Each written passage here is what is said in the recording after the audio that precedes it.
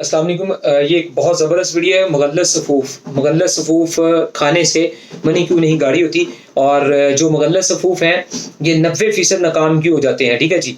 और इनका जो है इनको खाने से आपके मैदे को क्या नुकसानात होते हैं, ठीक है। इसके ऊपर ये वीडियो है और 100 में से 90% ये नाकामी की बड़ी वजह ये है कि मुगल्लस सफ़ूफ़ आपने देखा है कि इंटरनेट की दुनिया में आप चले जाएँ और आप मनी गाढ़ा करने के लिए सफ़ूफ़ लिखें, ठीक है जी, कि इसके लिए हमें क्या करना चाहिए। तो बीसियों क्या लाखों, हज़ारों, लाखों लोग आपको ऐसे आ जाएँगे मुआलिज जो आपको ये बताएँगे कि मूसली, सालम मिस्री, सालम पंजा, ये वो इस तरह के सफ़ूफ़ जो है ना वो बना के आप इस्तेमाल करें।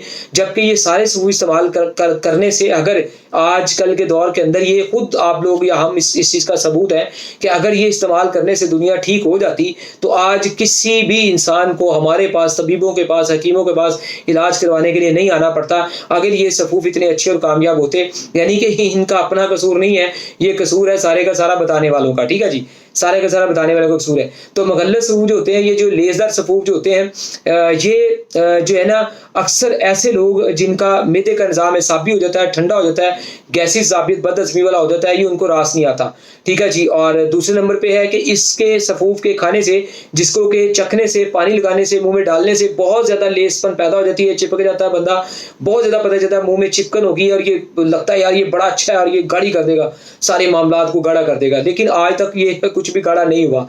तो ये इस बात का सबूत है कि 90% दुनिया की, इंटरनेट की दुनिया के अंदर यही सफ़ूफ़ों के बारे में ऐसी जड़ी-बूटियाँ आगे पीछे बदल-बदल के सब लोग इसी के बारे में बताते हैं, लेकिन मनी गाढ़ी नहीं होती। और अल्हम्दुलिल्लाह मेरा ज़ाती जो तजुर्बा है उसके अंदर मैंने कई सालों से मैंने इलाज करता आ रहा हूँ, लेकिन मैंने पिछले 9-10 साल से भी, 12 साल से भी, 13 साल से हिकमत कर रहा हूँ, तो मैंने कभी भी मुगल्लस सफ़ूफ़ जो है वो इस मामले को ठीक करने के लिए कभी नहीं दिया।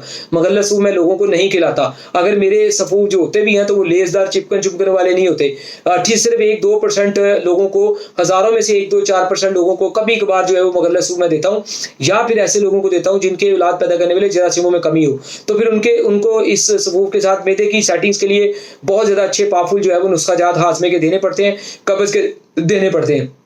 तो लिहाजा ये मुगल्लस लेज़दार सफ़ूफ़ खाते ही अंदर जाके ऐसे फूल जाते हैं और फूल जैसे ये फूलते हैं तो ये आपकी मनी को तो फ़ायदा कोई नहीं करते, लेकिन आपका जो मैदे का निज़ाम है उसकी ऐसी की तैसी फेर के रख देते हैं।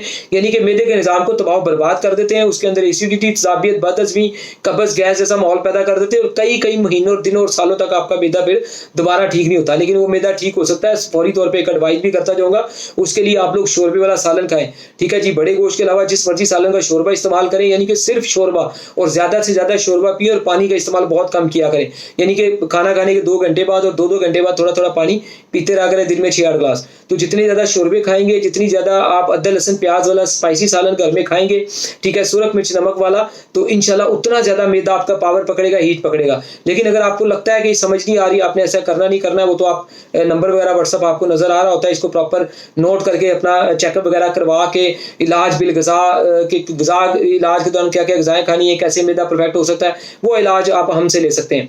तो मकसद ये है कि 90% इलाज ये मुगल्लस सफ़ूफ़ क्यों नाकाम होते हैं मैंने बता दिया, ठीक है जी। तो मुगल्लस सफ़ूफ़ अगर कामयाब होते तो आज सारी दुनिया ठीक होती, हमारे पास, हकीमों के पास दुनिया ना आती और खुद लोग, मैं हज़ारों नहीं कहूँगा, लाखों रुपए लगा चुके हैं और मुगल्लस सफ़ूफ़ खाने के बावजूद उनकी मनी बेहतर नहीं हो रही, गाढ़ी नहीं हो रही, सेट नहीं हो रही, ठीक नहीं हो रही, लेज़दार नहीं हो रही और मज़ी नहीं कंट्रोल हो रही। उसकी वजह ये है कि मुगल्लस सफ़ूफ़ आप लोगों के मिजाज के मुताबिक आप लोगों को चाहिए ही नहीं है, ठीक है जी। तो जब ऐसी गलती होती है, और अच्छा, जिन लोगों की मनी बहुत ज़्यादा गाढ़ी होती है ना, वो अक्सर समझते हैं कि ठीक है, सादा लफ्ज़ों में हम भी बात कर समझाने के लिए लोगों को ये कहते हैं जी आपके अंदर गर्मी और हीट बड़ी हो गई है। तो जब गर्मी और हीट बहुत ज़्यादा हो जाती है तो फिर ये उसके लिए मुगल्लस सफ़ूफ़ नहीं देने। और भाई ये सारे मुगल्लस सफ़ूफ़ इसलिए फेल हो जाते हैं क्योंकि मनी पतली असल में इसाबी मिजाज के अंदर रह रही होती है।